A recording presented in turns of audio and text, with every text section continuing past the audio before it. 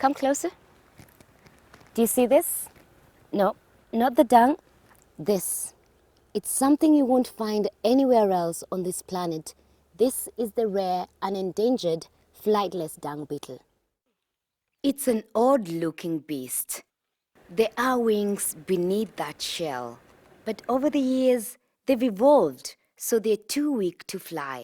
They're flightless for many reasons, and we've got a lot of theories behind it because we have excessive winds in this area and we're close to the coast, so if they could fly they must probably be blown out into the sea.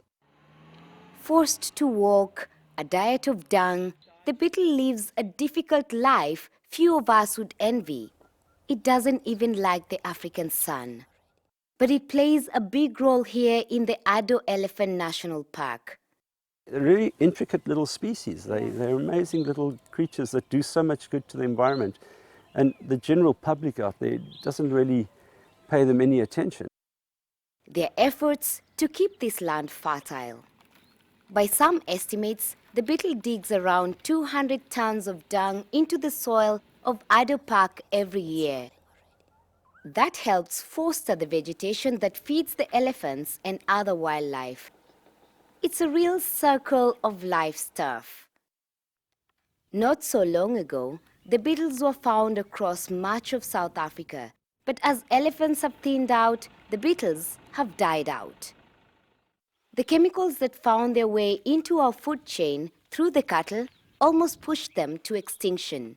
Now, they've made their last stand here in this park. The beetles are not so easy to spot.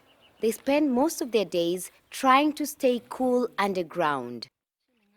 And they have very selective tastes. For food, they go for elephant droppings, fresh. Buffalo dung is finer, more difficult to roll, so they use that for their eggs.